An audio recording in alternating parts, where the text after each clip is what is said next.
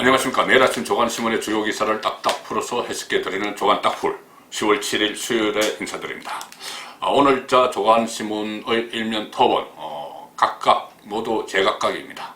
그만큼 중심적인 이슈가 없다는 이야기가 되기도 하고요. 아니면 또 한편으로는 여러 가지 또 사회적 쟁점들이 분산이 되어 있다, 이렇게도 볼 수가 있겠죠. 자, 조선일보 일면 톱 먼저 보시면은 경총관 이낙연 기업 3법 못 넣죠, 이렇게 되어 있습니다. 기업 3법. 대기업에서는 반기업법이라고 그렇게 이야기를 하죠. 기업의 활동을 옥죄는 법이다. 세 가지 법이 있습니다. 경제 3법, 상법, 공정거래법, 또 금융그룹감독법. 이 세 가지 법이 있는데, 이 법이 여당이 추진을 하고 있는데 김종인 야당의 그 비대위원장도 찬성을 한다, 이렇게 그때 입장을 밝혔었죠. 그래서 재계에서는 상당히 반발을 하고 있는 상황입니다. 재계는 경영권이 흔들린다, 이런 호소를 했는데 경총에 간 이낙연 민주당 대표는 정기국회에서 법안을 처리하겠다, 이렇게 분명히 밝혔습니다. 그리고 김종인 위원장이 또 보수 쪽에 다가가기 위해서 이 기업 3법은 찬성을 하면서 노동법 개정을 제안을 했었죠. 그런데 여기에 대해서는 이낙연 대표가 시기적으로 부적절하다, 이렇게 거부를 했습니다.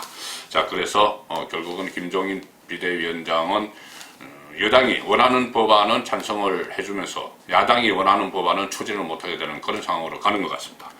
조선일보 아래 보시면은 이 기사가 있습니다. 제가 어제 그 조간딱풀에서 말씀드렸던 북한군에 사살된 공무원 아들이 문재인 대통령에게 편지를 보냈죠. 고등학교 2학년. 이 나라가 도대체 아버지가 죽임을 당하는데 한 일이 뭐냐?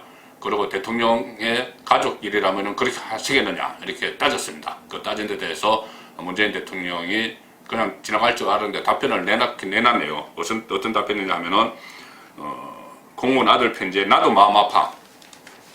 나도 마음 아프다. 조사를 좀 기다리자. 이렇게 했다는 것이 조선일보 아래 기사에 나와 있습니다. 자, 나도 마음이 아프다. 좀 기다리자. 이렇게 이야기를 했다는데, 이 중앙일보 신문을 보시면은, 문 대통령, 아버지 이런 아들 마음 이해. 나도 마음 아프다. 이렇게 이야기를 했다고 청와대 대변인이 이야기를 했습니다. 그 편지에 대한 화답이죠. 답변이죠. 피격 공무원 아들 편지 관련 발언. 조사 결과를 기다리자, 이렇게 답장을 하기로 했다. 이 상황에서 유족들은 고인이 받은 표창장을 공개를 했습니다. 그러니까 월복을 할 이유가 없는 성실한 공무원이었다는 것을 이야기하고 싶은 것이죠. 자, 그런데 문재인 대통령의 대답을 어떻게 들었습니까? 저는 상당히 영혼이 없는 대답이다. 그냥 이 아들의 편지 기사가 어제 조선일보, 중앙일보 일면 톱으로 올라갔죠. 그만큼 여론이 관심을 받으니 답변을 하긴 했는데 영혼이 없다. 왜 그러냐면 그 전에 해왔던 말들이 있습니다. 애도를 하면서, 고인에 대해 애도를 하면서 북한으로 간 경위와는 상관없이 애도한다, 이렇게 이야기를 했습니다. 그러니까 북한으로 간 경위와는 상관없다. 월북했다. 월북하다가 그렇게 사고가 났다, 이런 인식을 갖고 있는 것이죠. 북한 눈치보기입니다.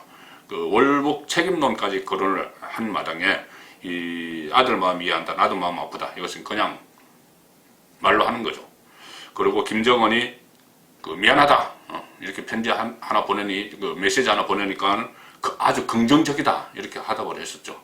그래서 결국은 영혼이 없는 답변이었고, 그리고 왜 이런 일을 본인이 직접, 무슨 구중궁궐에 갇혀 있는 왕입니까? 본인이 직접 국민 앞에 나와서 이야기하면 될 것을, 이런 것도 왜 대변인을 시켜서 내 마음이 이렇다, 이렇게 이야기를 해야 되는 건지 도저히 이해가 안 됩니다. 문재인 처음 취임식 할 때 저도 청와대 오래 출입을 해서 그런 모습이 상당히 목말랐는데 본인이 그렇게 이야기했습니다. 무슨 국정 현안에 중요한 현안이 있으면 내가 직접 춘추관 기자들 앞에 와서 이야기하겠다, 이렇게 다짐을 했는데 그 이후에 전혀 지킨 게 없습니다. 그리고 이런 문제, 국민이 희생된 이런 문제에 대해서도 침묵을 지키고 있고, 전혀 기자들 앞에서 본인이, 대통령이 직접 이야기를 하지 않는 그런 어떤 제왕적 대통령 같은 그런 모습을 지금 3년 이상 유지를 하고 있습니다. 앞으로도 계속 그럴 것 같습니다. 자, 만약에 그렇게 문재인 대통령이 와서 이 같은 이야기라도 아버지 이런 아들 마음 이해한다, 나도 마음 아프다, 뭐 이런 것을 직접 기자들 앞에서 이야기하고 기자들이 묻는 데 대해서 답변하고 이러면은 진정성이 느껴지죠. 그런데 언론이 주목을 하니 툭 한마디 던지놓는 여기에 대해서는 전혀 진정성을 느끼지 못하겠습니다. 자, 국민일보 오늘 일면 톱은 내일부터 시작되는 국정감사 소식입니다. 이 국정감사에서 상당히 다룰 쟁점들이 많죠. 뭐 윤미향 파동, 추미애 파동, 또 조금 전에 말씀드린 북한군에 의한 우리 국민 사살, 여러 가지 다룰 것이 많은데 이 국감을 취재를 하다 보면은 가장 이 핵심적인 내용이 정인들에게서 나옵니다.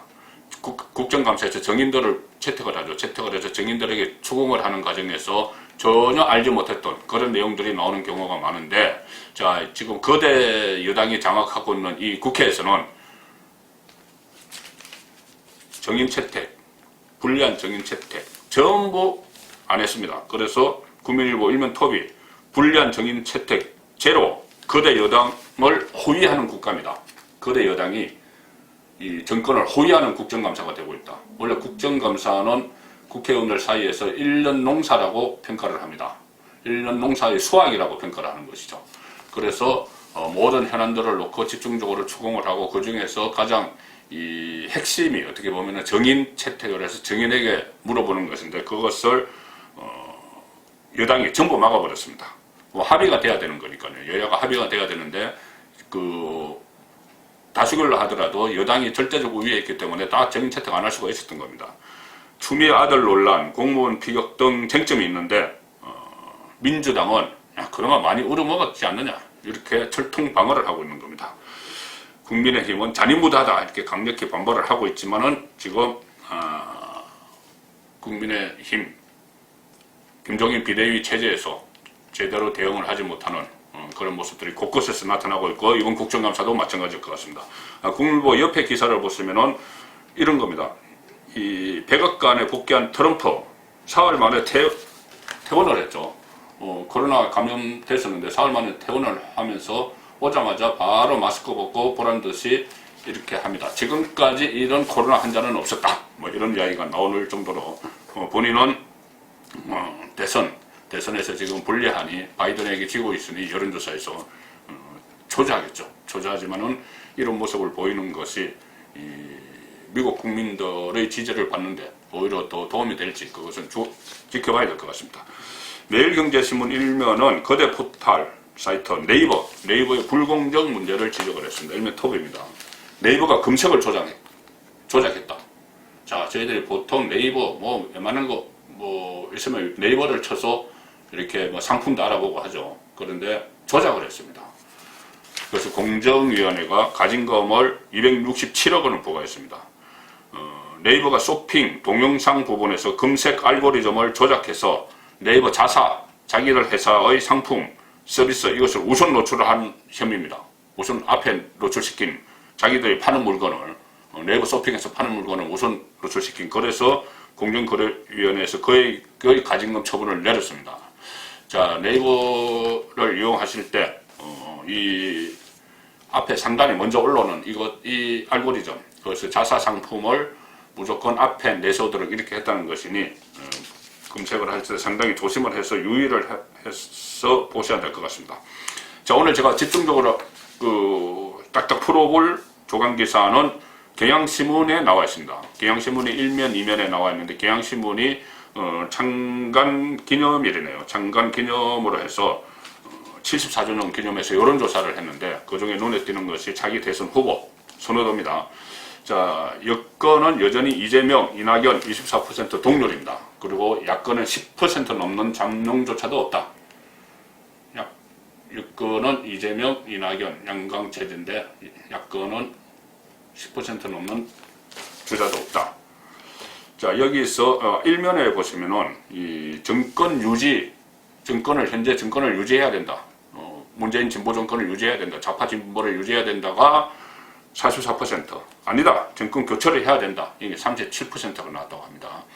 자, 얼마 전에는 정권 교체 여론이 더 우세한 여론조사도 있었죠. 어쨌든 지금 비슷비슷합니다. 44%대 37%면 거의 오차범위에 가까이 있는 상당히 정권 지지층, 정권에 반대하는 층이 지금 막상막하다 이렇게 봐야 되겠죠. 그렇다면 이제 사람의 문제인데 얼핏 보면은 이재명, 이낙연 24%, 야권 10% 잠룡 없다. 그러면은 야권에 정말 살인이 없다 이렇게 하지만은 자세히 살펴보면은 여권에도 인물난입니다. 왜 그러냐면 여권에서는 이재명, 이낙연 양강 체제가 현재로서는 단단한 것이 보이고 야권에서는 인물난을 겪고 있는 것처럼 보이지만 이 여론조사를 자세히 보면은 여야 모두 인물난입니다. 선호 인물 없다가 이 쭉 이렇게 있습니다. 범여권 같은 경우는 뭐 이낙연, 이재명, 유시민, 정세균, 김부겸, 심상정, 김경수, 김두관 여기까지 나옵니다. 그래서 이낙연, 이재명이 24% 지지를 받죠. 그런데 선호 인물 없음 38%입니다. 두 사람 지지율보다 더 높죠. 그러니까 누군가 새로운 인물이 나타나면은 그쪽으로 몰릴 수 있는 그 유권자가 진보 쪽에서 38%라는 겁니다. 그리고 범야권 차기 대통령 후보 선호도도 지금 안철수가 9% 1위입니다. 그 다음에 윤석열 8%, 오세훈 6, 유승민 6, 홍준표 5, 원희룡 3, 한교안 2, 김종인 1, 김종인도 있네요. 이렇게 가는데 여기서 야권에서 선호 인물 없으면 무려 55%입니다. 이 지금 거론되는 인물들이 전부 마음에 안 든다는 이야기죠. 마음에 안 든다는 이야기여서 누군가 어떤 새로운 인물이 나타나면 거기에 대해서 좀 어떤 호감을 가질 수도 있지만 현실적으로 그런 인물이 하늘에서 뚝 떨어지는 건 아닙니다. 지금 대선 얼마 남지 않았는데 그렇기 때문에 지금 있는 사람들이 서로 이 정글 같은 그런 게임을 하든지 그 승부를 펼쳐서 이 중에서 한 명을 뽑으면은 그 안에서 지금 선호 인물 없다고 한 55%에서도 그쪽에 마음을 줄 수가 있는 것이죠. 뭐 대선에서 안 찍을 수는 없으니까 그런 상황인데 제가 이 여론조사 결과를 자세히 분석하면서 주목한 인물은 한 사람이 있습니다. 윤석열 검찰총장입니다. 자, 범야권 대통령 후보 선호도에서 안철수가 9%, 윤석열이 그 다음 8% 이렇게 뭐 접전인데 대선에서는 일단 경선을 거쳐서 후보가 돼야 되는 거죠. 범야권의 후보가 돼야 되는 겁니다. 뭐 윤석열이 과거에 뭐 박근혜 수사를 해서 뭐 탄핵의 빌미를 줬고 그 이후에 문재인 정권 출범 이후에 서울중앙지검장을 하면서 적폐수사에 앞장서고 뭐 이런 것을 일단 놔두고 그것은 나중에 따로 평가를 받겠죠. 어쨌든 범야권 대선 주자로 꼽히고 있으니 그것을 기준으로 이야기를 하면은 경선 거쳐서 후보가 되는 게 1차 관문인데 자 여기 보면은 그 8% 전체 8% 지지를 받았지만 윤석열이 국민의힘 지지층 내가 국민의힘을 지지한다 야당을 지지한다 이 지지층만 놓고 조사한 결과에서는 선호하는 인물이 없다. 이것이 조금 전에 제가 전체는 55%라고 그랬는데 선호 인물이 없다는 20%대로 일단 내려갑니다. 이 안에서 내가 선호하는 인물이 있다는 것이죠. 80%는 내가 지금 염두에 두고 있는 인물이 있어 이렇게 되는 겁니다. 국민의힘 지지층 안에서는 대선 후보 경선에서 만약에 적극적으로 참여를 하고 이런 유권자 중에서는 그렇다는 거죠. 그런데 이 국민의힘 지지층 중에서 내가 선호하는 인물이 있다는 전체 80%인데 그 중에서 가장 높게 나온 인물이 윤석열입니다. 무려 23%가 나왔습니다. 국민의힘 지지층 중에서 나는 윤석열을 지지해 23%입니다. 기존에 있던 다른 대권 주자들은 오세훈, 홍준표는 13%, 거의 절반입니다. 윤석열의 거의 절반이고 안철수도 이 경우에는 국민의힘 지지자들 경우에는 12%밖에 안 납니다. 그렇기 때문에 이 윤석열이 만약에 정치를 하게 되면 현재로서는 다음 범야권의 대선 후보로 가장 유력하다 이렇게 볼 수가 있는 것이죠. 다만 지금 윤석열이 어떻게 할지 거기에 달려 있습니다. 한때는 현 정권을 겨냥해서 수사도 막 하고 뭐 독재 전체주의 이런 말까지 하다가 지금은 침묵을 지키고 있죠. 저는 윤석열의 앞날 진로 그리고 어떻게 보면 보수에 영향을 미칠 그런 일들이 다가오는 10월 22일에 일어날 수 있다고 봅니다. 10월 22일에 지금 국회 국정감사 대검찰청 국정감사가 있습니다. 그때 윤석열이 출석을 하죠. 검찰총장으로서 출석을 해서 야당 의원들이 집중적으로 물어볼 겁니다. 살아있는 권력 수사 어떻게 돼가느냐, 추미애가 뭐 인사권을 발휘해서 뭐 손발을 다 자르고 장수들을 다 지방으로 자천시켰는데 어떻게 생각하느냐, 앞으로 수사 어떻게 할 거냐, 추미애 수사는 또 어떻게 할 거냐, 이런 거 물어볼 겁니다. 거기에 대해서 윤석열이 어떤 대답을 할지, 거기에 따라서 상당히 여론이 폭발을 할 수도 있다. 저는 그렇게 보고 있습니다. 문재인 정권에 대한 이 민심이 상당히 안 좋지만 지금 코로나 시국 때문에 민심을 이렇게 포출할 데가 없는 그런 상황인데, 윤석열이 그때 어떤 말을 할지, 그리고 7년 전에 윤석열이 스타 검사가 된 것도 국정감사장이었습니다. 나는 사람에 충성하지 않는다. 그 말로 스타 감사가 됐죠. 이번에는 또 어떤 말을 할지 그 부분에 따라서 아마 범야권의 대선 구도도 출렁이지 않을까, 그렇게 짐작을 해봅니다.